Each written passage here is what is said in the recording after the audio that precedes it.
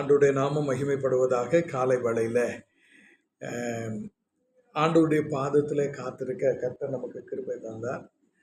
ஆண்டவருடைய வார்த்தையை தியானிப்பது எவ்வளவு மேன்மையானது.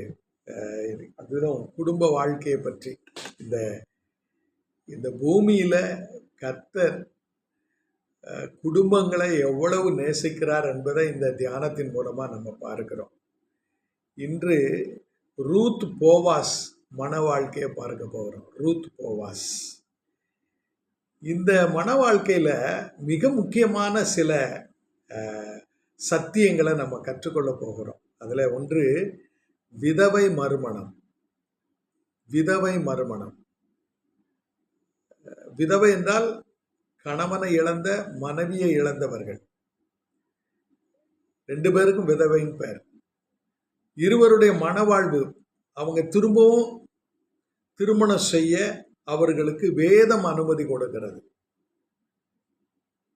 தங்களுடைய துணைகளை இழந்த விதவைகள் மீண்டும் இணைய ஆண்டவர் அனுமதி கொடுக்கிறார். திருமணத்தில் இணைய வேண்டும். ஏனென்றால் மனுஷி தனிமையாக இருப்பது நல்லதல்ல. அதான் கோட்பாடு.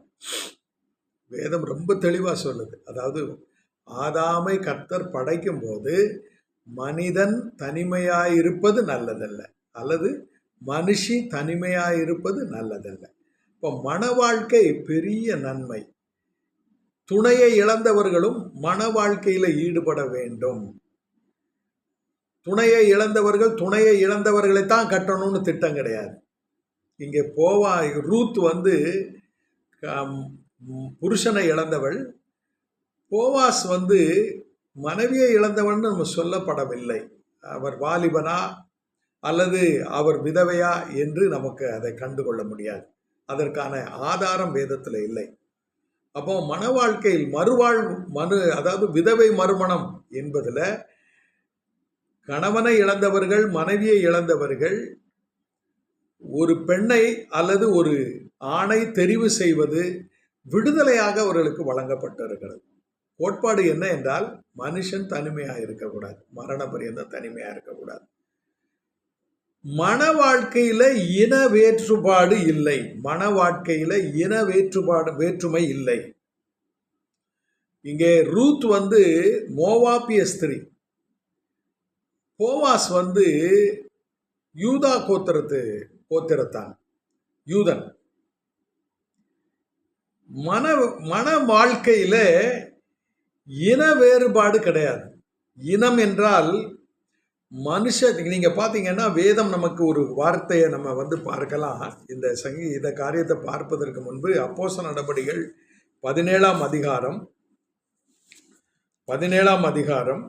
26ஆம் வசனத்தை பாருங்க. 26ஆம் வசனத்தை. இது ஆதியாகமம் 1ஆம் அதிகாரத்தை அப்படியே விரிவுறுத்துகிறது. 26ஆம் வசனம். மனுஷ ஜாதியான சகல ஜனங்களையும் அவர் ஒரே இரத்தத்தினாலே தோன்ற பண்ணி. ரொம்ப முக்கியம். ஒரே இரத்தம். மனுஷனுக்குள்ள எல்லா மனிதர்களுக்குள்ளும், எல்லா தேசங்களிலும் இருக்கிற மனிதர்களுக்குள்ளும் ஓடுகிற இரத்தம் ஒரே இரத்தம். ஒரே இரத்தத்தினாலே தோன்ற பண்ணி பூமியின் மீதெங்கும் குடியிருக்க செய்து முன் தீர்மானிக்கப்பட்ட காலங்களையும் அவர்கள் குடியிருப்பின் எல்லைகளையும் குறித்திருக்கிறார். அப்போ இனம் எப்படி வருகிறதுனா குடியிருப்பை வைத்து, மக்கள் வாழும் பகுதியை வைத்து இனம் உருவாகிறது. அதற்கு இங்க பாருங்க, யூதாவினுடைய வயிற்றிலே அவனுடைய வம்சாவளியில வருகிறவளை யூதா கோத்திரத்தார் என்று சொல்லுகிறார். மோவாப் என்பது யார் அப்படின்னா லோத்தின் வம்சம். லோத் யாரு? ஆபிரகாமுடைய அண்ணன் மகன். ஆனால் காலங்கள் சென்று போனதுனாலே, வாழுகிற இடம் பிரிந்து போனதுனாலே இங்கே மோவாப்பியர் என்ற ஒரு இனம் உருவாகிறது. அப்போ வேதத்துல இன வேறுபாடு கிடையாது. ஆண் பெண் தவிர வேறு இனம் கிடையாது, ஜாதி கிடையாது. திருமணத்துல ஜாதி பார்ப்பது தேவன் அதை விரும்புகிறதில்லை. ஆண் பெண்ணை தான் பார்ப்பது சரி. உறவுல திருமணம் செய்வது, உறவுக்காரர்ல திருமணம் செய்வது, அல்லது தங்களுடைய விருப்பத்தின்படி திருமணம் செய்வது, பெற்றோர் வழி காட்டி திருமணம் செய்வது, இதெல்லாம் சகஜம்தான். விதவை மறுமணமும் வேதம் போற்றுகிறது, அதை அங்கீகரிக்கிறது. நீங்க பாத்தீங்கன்னா ரூத்துக்கு பேரு, அதாவது ரூத்தினுடைய பேரினுடைய சிறப்பு என்னன்னா சிநேகிதி. ரூத் என்பவள் சிநேகிதி.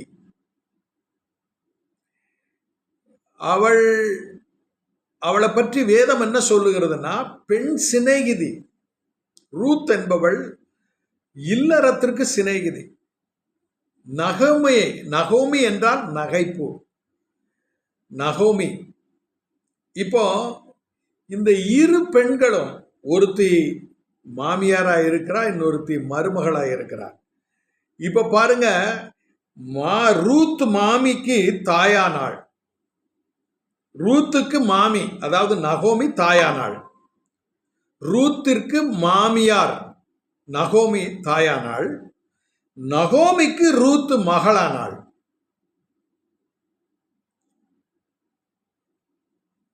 இங்கே நம்ம பார்க்க வேண்டிய ஒரு முக்கியமான தகவல் என்னன்னா, மாமியார் தாயாகவும் மருமகள் மகளாகவும் இல்லறத்துல செயல்பட வேண்டும். மாமியாள் மருமகளுக்கு தாயாகவும் மருமகள் மாமியாருக்கு மகளாகவும் செயல்பட்டால் கிறிஸ்து அந்த வீட்டில் வாசம் பண்ணுவார். ஒரு கிறிஸ்தவ இல்லறம் என்றால் மாமியார் மருமகளாகவும், மாமியார் மருமகளுக்கு தாயாகவும், மருமகள் மாமியாருக்கு மகளாகவும் வாழ வேண்டும் என்பதுதான் வேதம் காட்டுகிற இல்லறம். இந்த ரூத் போவாஸ் மன வாழ்க்கையில இவ்வளவு பெரிய ரகசியம் இருக்கிறது. மன வாழ்க்கையில இனவேற்றுமை கிடையாது. மன வாழ்க்கையில மறுமணம் அனுமதிக்கப்படுகிறது. ஆணும் பெண்ணும் தனிமையாய் இருப்பது, கணவனையோ மனைவியையோ இழந்த பிறகு தனிமையாய் வாழ்வது நல்லதல்ல. மாமியார் மருமகள மகளாகவும் மருமகள் மாமியார தாயாகவும் பார்க்கிற இல்லறமே கிறிஸ்தவ இல்லறம். இன்றைக்கு கிறிஸ்தவ இல்லறத்துல மாமியார் மருமகள் உறவு அது எதிரும் புதிருமாக, எஜமானியும் வேலைக்காரியுமாக, எஜமாட்டியும் வேலைக்காரியுமாக அந்த வாழ்க்கை இருக்கிறது. ஆனால் வேதம் என்ன சொல்லுகிறதுனா, நகோமி ரூத்துக்கு தாயானாள், ரூத் நகோமிக்கு மகளானாள்.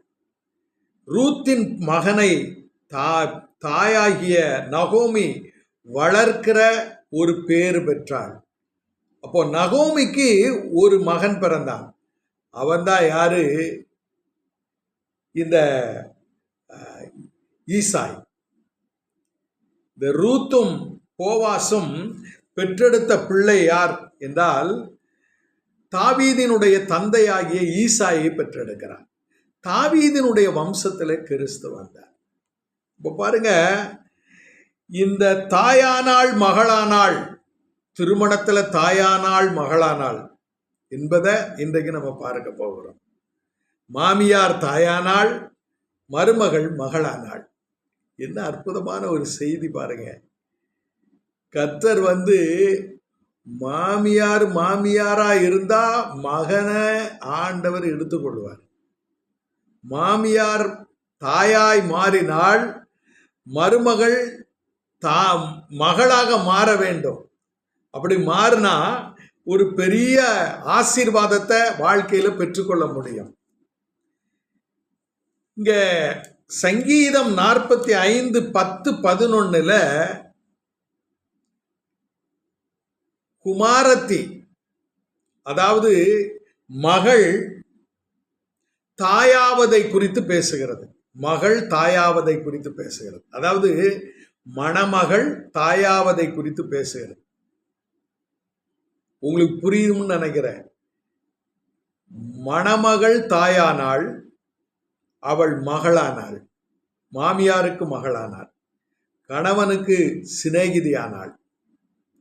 இந்த இல்லறத்துல எவ்வளவு பெரிய வேதம் காட்டுகிற அந்த இல்லறத்துல எவ்வளவு நீதிய ஆண்டவர் எதிர்பார்க்கிறார் பாருங்க. பக்தி உள்ள சந்ததியை பெற்றெடுக்க மாமியார் தாயாகவும் மருமகள் மகளாகவும் கணவன் சிநேகிதனாகவும் மனைவி சிநேகிதியாகவும் மகள் தாயாகவும் மாற வேண்டும்.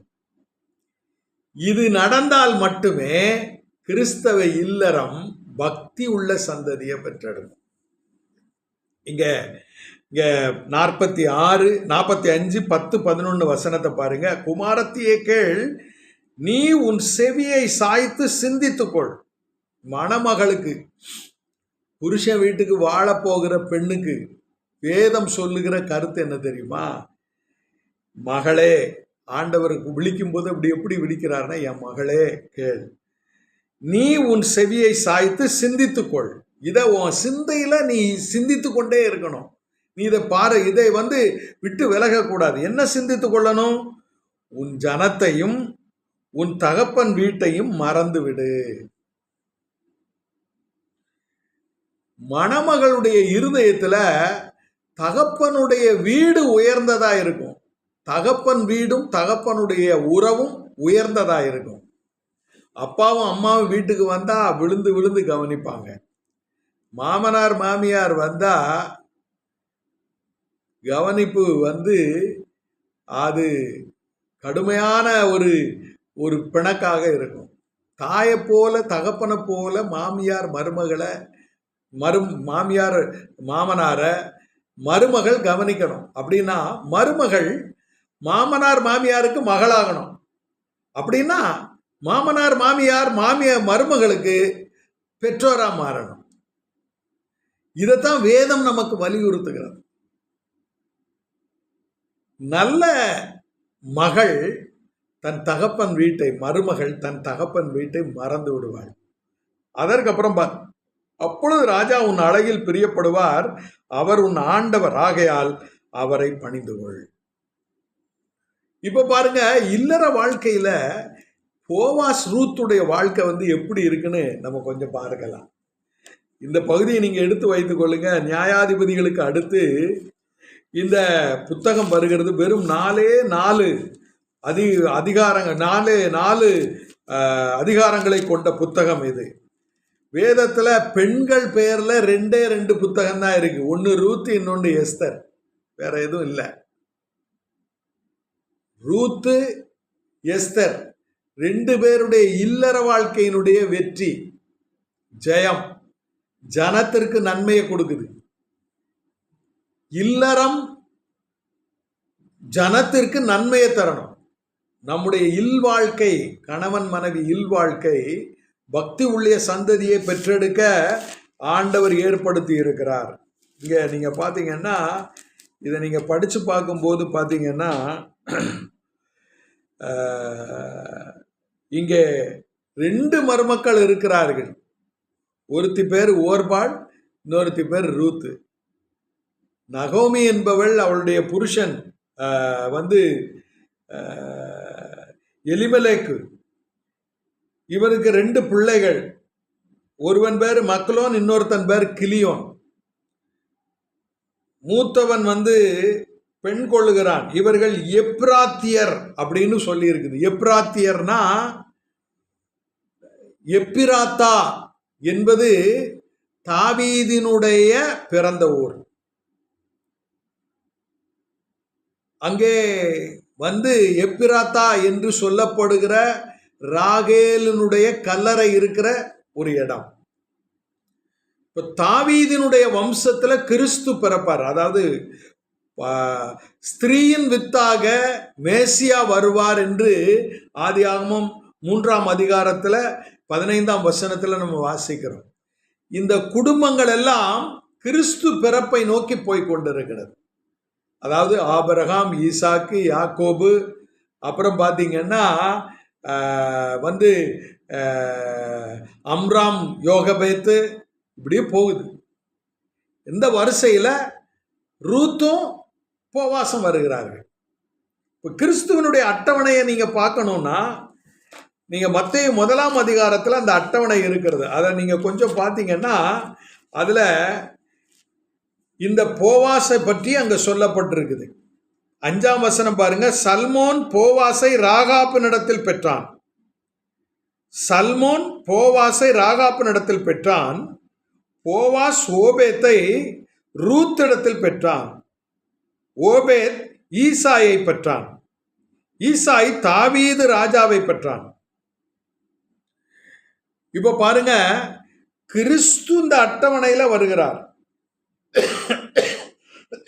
16ஆம் வசனத்துல யாக்கோபு மரியாளுடைய புருஷனாகிய யோசேப்பை பெற்றான். அவளிடத்தில் கிறிஸ்து எனப்படுகிற இயேசு பிறந்தார். அப்போ குடும்பங்கள் எதை நோக்கி போகிறது?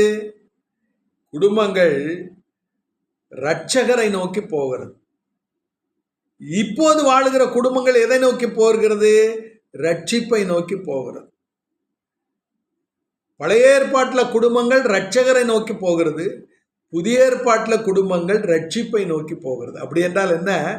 ரட்சிக்கப்பட்டவர்கள் சுவிசேஷத்தை அறிவிப்பது தான் குடும்பத்தினுடைய பிரதான பணி, சபையினுடைய பிரதான பணி. ஒவ்வொரு ரட்சிக்கப்பட்ட விசுவாசியினுடைய பிரதான பணி சுவிசேஷத்தை அறிவிப்பது.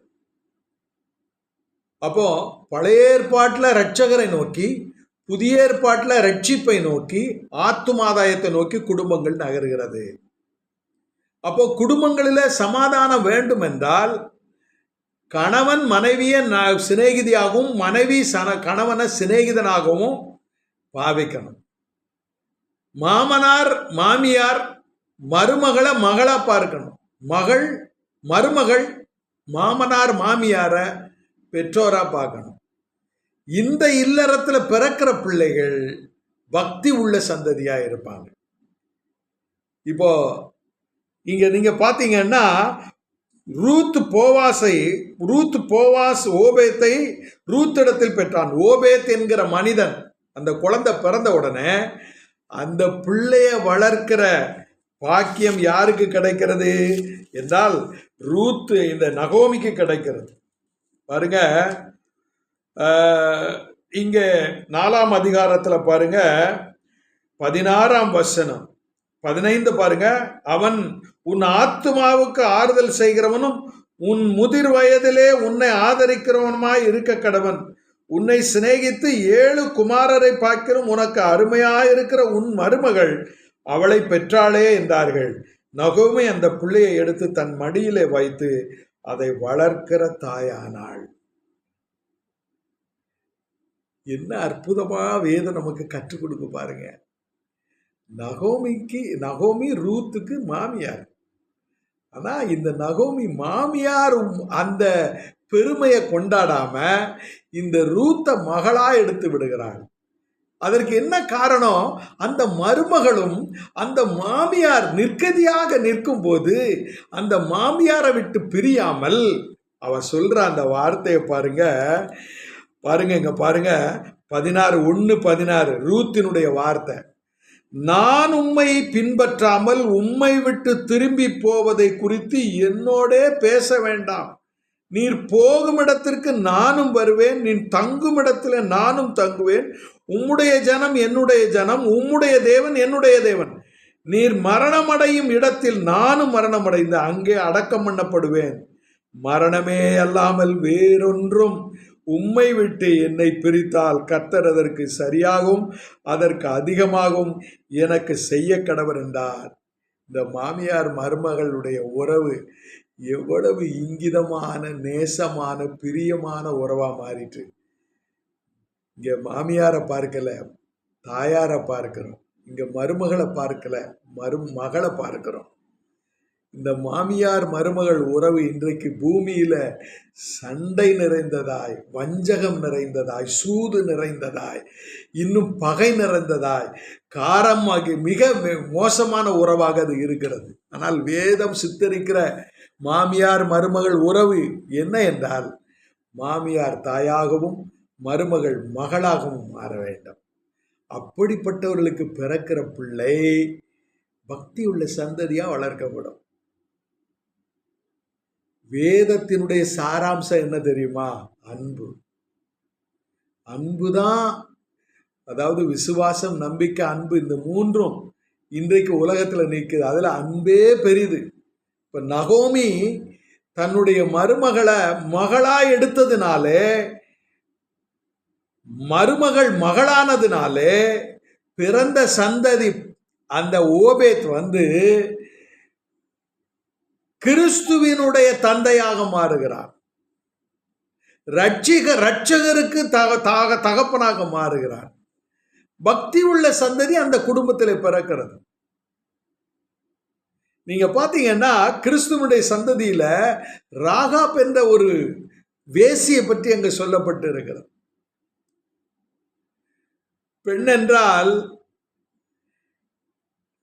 பெண்ணென்றால் அரவணைக்கிறவள், ஐக்கியமாகிறவள், அதாவது மணமகள். நீங்க உங்களுக்கு இல்லற வாழ்க்கையில கணவனோட ஐக்கியமாகிறது தான் இலக்கு. சரீரத்துல, ஆத்துமாவில, ஆவியில ஐக்கியமாகிட்டா அதற்குரிய பலன் என்ன தெரியுமா? பக்தி உள்ள சந்ததியை பெறுவீங்க. அந்த பக்தி உள்ள சந்ததி உங்களுக்கு சமாதானத்தை, சந்தோஷத்தை, நிறைவை, ஆசீர்வாதத்தை கொடுக்கும்.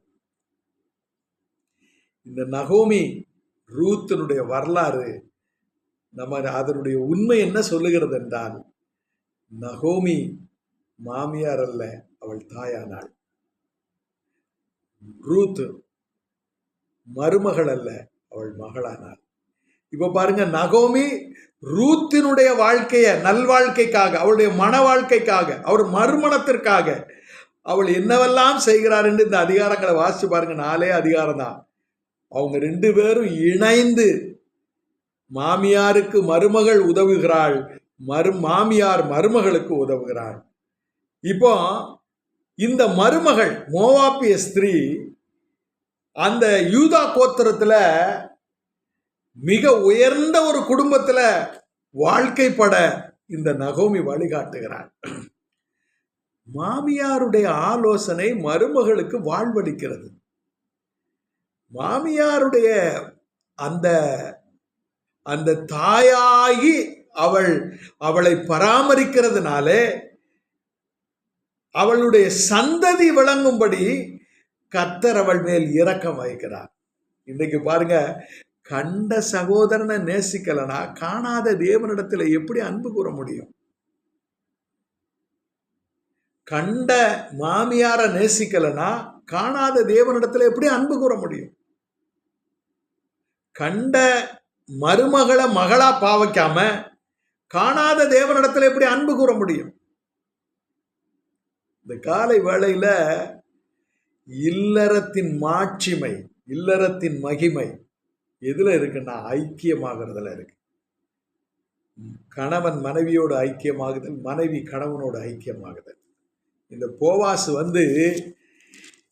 இந்த ஸ்திரீயை எப்படி பார்க்கிறான் தெரியுமா? குணசாலியான ஸ்திரீ.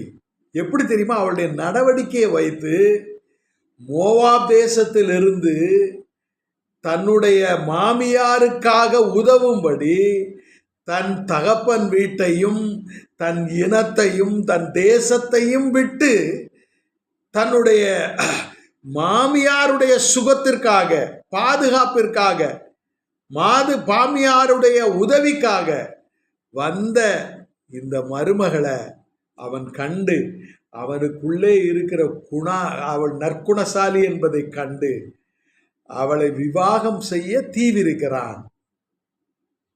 வேதம் என்ன சொல்லுகிறனா?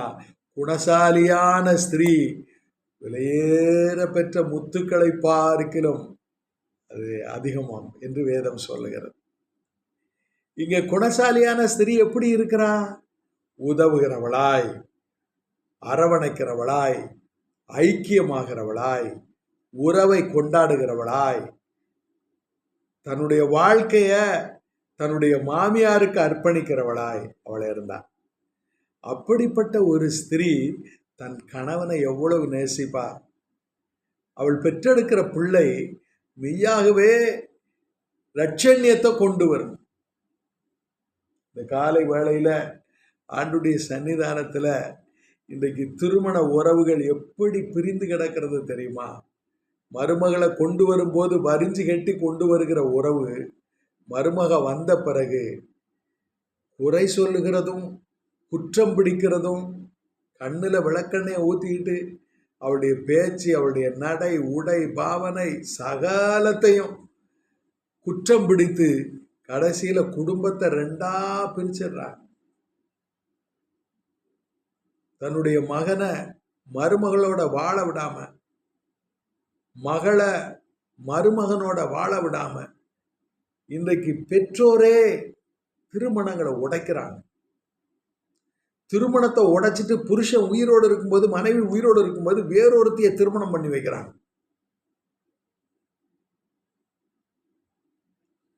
இந்த திருமணம் வேறொருத்திய புருஷனோ மனைவியோ உயிரோடு இருக்கும்போது வேறொருத்திய திருமணம் பண்ணி அவர்கள் பெற்றெடுக்கிற பிள்ளைகள் எப்படிப்பட்ட பிள்ளைகளா இருப்பாங்க? தீமையின் அடையாளமா தான் இருப்பாங்க. திருமணம் தேவனால் ஏற்படுத்தப்பட்டது.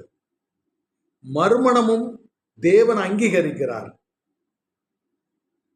இல்லறத்துல கணவன் மனைவியினுடைய பெற்றோர், அதாவது புருஷனுடைய பெற்றோர் மனைவியினுடைய பெற்றோர் இருவரும் எப்படி பார்க்கணும்னா, மனைவியினுடைய பெற்றோரை புருஷன் மகனா பார்க்கணும், அவர்களை பெற்றோரா பார்க்கணும். மணமகளுடைய பெற்றோரை மணமகனுடைய பெற்றோரை மணமகள் தன்னுடைய சொந்த தாய் தகப்பனா பார்க்கணும்.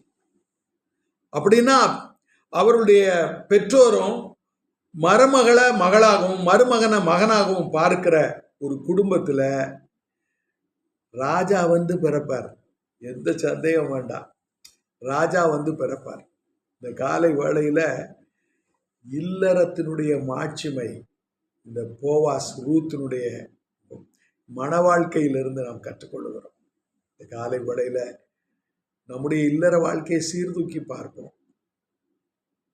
கணவனுடைய பெற்றோரை தன்னுடைய பெற்றோரா பார்க்கிற மருமகள் உண்டா? மருமகளை தன்னுடைய சொந்த மகளா பார்க்கிற மாமியார் மாமனார் உண்டா? கிறிஸ்தவ குடும்பங்கள் இன்றைக்கு எப்படி இருக்கிறது? இன்றைக்கு விவாகரத்து கிறிஸ்தவ குடும்பங்கள்ல தான் அதிகமா இருக்கு. 10 குடும்பங்கள்ல 6 குடும்பங்கள் விவாகரத்துணைக்கு போகிறது. அது கிறிஸ்தவ குடும்பங்கள். 6 குடும்பங்கள் கிறிஸ்தவ குடும்பங்கள் தான்.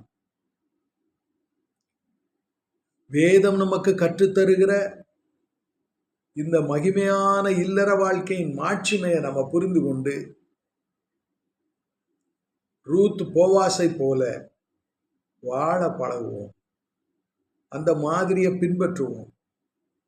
நம்மை கர்த்தர் ஆசீர்வதிப்பார். இந்த நாளில் இப்படி ஒரு அற்புதமான தியானத்தை கர்த்தர் நமக்கு தந்தார்.